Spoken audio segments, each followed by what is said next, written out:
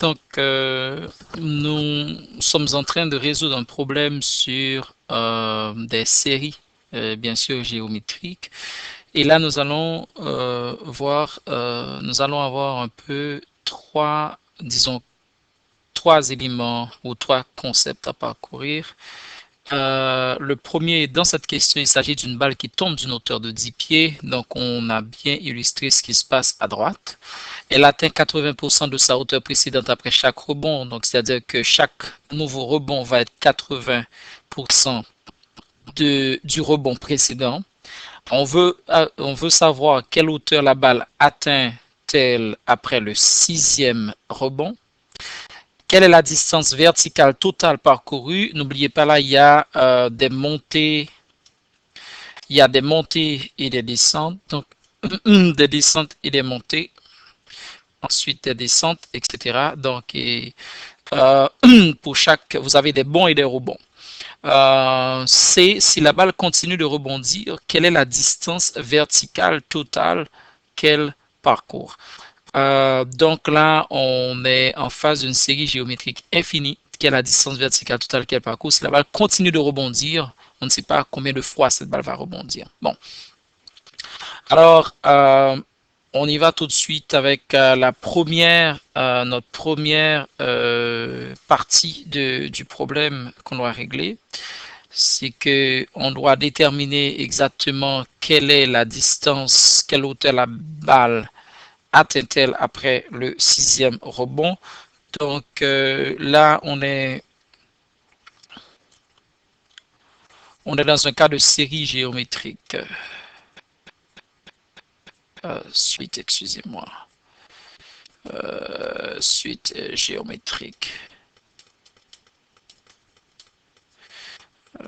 Avec la formule principale de Tn égale T1 Rn moins 1. Okay. Alors ici, pour trouver notre T1, on connaît déjà P, je dirais, de 0. Quand ça commence exactement, il n'y a pas encore de bon. Donc, on connaît le T au niveau 0, ça va donner 10. C'est de 10 pieds. On connaît la valeur de R qui est 4 cinquièmes ou 0,08. Et on veut savoir T6. Bon, T1 va être facile à déterminer parce que T1 c'est 80% de l'autre. Donc, c'est-à-dire que si notre T1 c'est P initial, je dirais, multiplié par 4 cinquièmes. Donc, vous aurez 40 sur 5 qui est égal à 8. Alors, on peut prendre ce 8 là pour avoir notre T6. Donc, T6 va être égal à 8 multiplié par 4 cinquièmes. N-1, donc c'est 5, ce qui donne 2,62 pieds. Alors, voici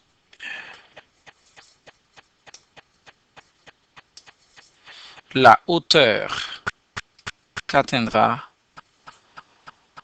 le sixième rebond.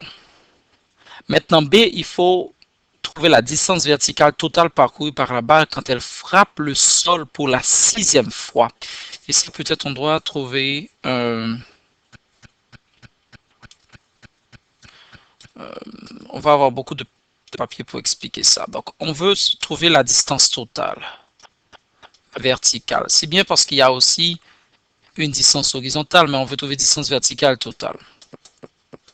Alors là, n'oubliez pas, il y a des bons et des rebonds. Donc, il faut faire le total si on s'en va dans ce schéma. Ici, donc, il y a des bons et des rebonds. Alors, qu'est-ce qu'on peut voir, c'est que il va y avoir un rebondissement d'une certaine quantité, on dirait par exemple de 6. Ok, quantité de bonne sonde et de 5 ici. Bon. Alors, en fait, ce qu'il va y avoir, c'est que on doit déterminer ça et il y a plusieurs façons de le faire. Je vais vous donner plusieurs techniques. L'une des techniques, ce serait d'additionner les bons et les rebonds. Donc, on va faire D1, cette grande distance va être D1 plus D2. Donc, notre D1, si on commence par les bons, donc le premier terme, ça va être 10, le premier qu'il y avait initialement. N'oubliez pas notre grande formule pour le total quand on cherche les séries géométriques, c'est T1, c'est 1 moins R exposant N sur 1 moins R au dénominateur.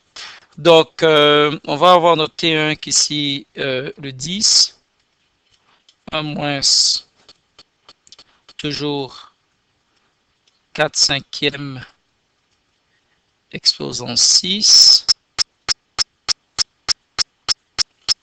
le tout divisé par 1 moins 4 cinquièmes.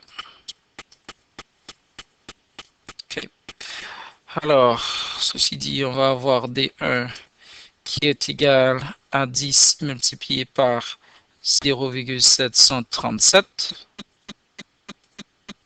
Le tout divisé par 0,2, ce qui donne 36,89 pieds. Okay. Maintenant, on peut chercher des deux qui, on va parler de rebondissement. Et là, il faut le prendre à partir du rebondissement. En le prenant à partir du rebondissement, on va avoir D2. On a bien cherché notre 8 tout à l'heure, vous le connaissez déjà, qui est 1 moins 4 cinquièmes. On en a exposant 5. Et le tout 1 moins 4 cinquièmes. Donc, ce qui va nous donner, alors déplaçons notre barre ici et déplaçons aussi notre, ok, bon ça c'est collé. Donc, on va avoir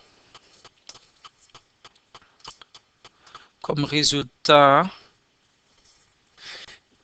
8 multiplié par 0,6 172 millièmes sur 0,2.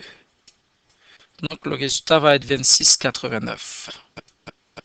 Et là, qu'est-ce qu'on peut faire? C'est d'additionner les deux, bondissement et rebondissement. En additionnant les deux, donc D1 plus D2, 36,89 plus 26,89, on a 63,78 pieds. Okay. Bon, alors ça c'est la distance totale. Ça c'est la première façon de le déterminer. Donc cette méthode, on va l'appeler 1. Okay. La deuxième méthode serait par exemple de multiplier tous les bons par 2, parce que vous savez qu'ils le font 2 fois. Si vous regardez le schéma, vous allez voir que chaque bon est fait 2 fois, sauf pour le premier. Alors, ce qu'on peut faire, c'est que pour si on utilise des 1 pour trouver ce total-là, le total serait égal à 2 fois D1. Donc, on multiplie tout bon et rebondissement par 2, mais n'oubliez pas qu'il n'y avait pas de rebondissement pour le premier. Donc, il n'y avait pas de rebondissement pour le premier. Donc, moins D1. Ça aurait donné le même résultat. Donc, on va multiplier 2 par 36,89, ce qui va donner 73,78. Et là, on va enlever un rebondissement parce que on n'a pas eu les 6 deux fois. Donc, on a vraiment 11 entre bond et rebondissement. Donc, il faut enlever le premier. Donc, le premier, c'était quoi? 10. Donc, moins 10, ça donne 63,78 pieds. OK. Et troisièmement, on peut le faire aussi avec D2. Et façon ça. On peut le faire avec D2. Donc le total en utilisant D2 serait de faire D2 deux fois et d'ajouter le premier qui n'avait pas le 2. Donc on ferait, on multiplie tous les bons par 2 et on ajoute le premier. Vous savez que le premier n'avait pas de pareil en tant que tel. Donc, c'est-à-dire qu'on aurait 2 fois D2 plus D1. Ça, c'est encore une autre façon de le faire.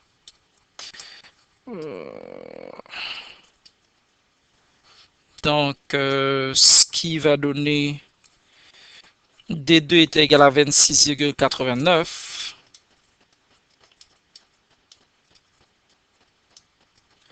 Donc, on va le multiplier par 2.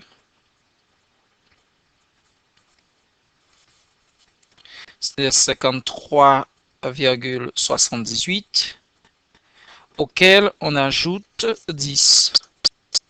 Encore, on a 63,78 pieds. Alors, voici trois façons différentes de faire le même calcul et d'aboutir au même résultat. Il s'agit tout simplement d'une logique de bien interpréter et dans les trois cas, vous avez la même chose. Donc, maintenant, on peut répondre à la troisième partie. Troisième partie, c'est que si la balle continue de rebondir, quelle est la distance verticale totale qu'elle parcourt? Donc, c'est-à-dire que là, vous allez voir que n tend vers l'infini. Okay? N tend vers l'infini. Donc, la formule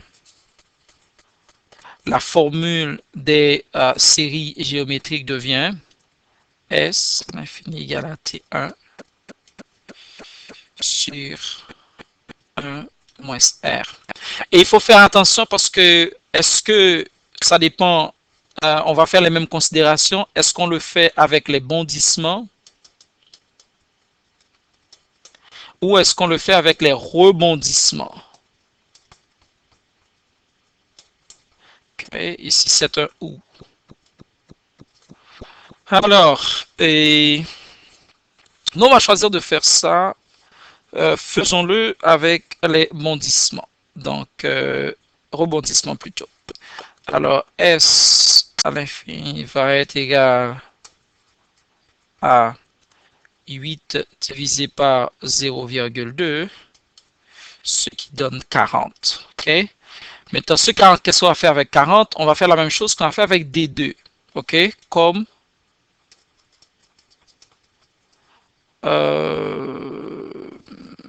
on va le traiter comme D2. Même traitement que D2.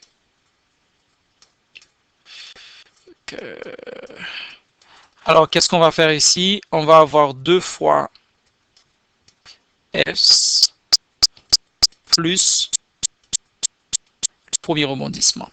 Donc, ce qui donne 2 fois 40 plus 10 est égal à 90 pieds.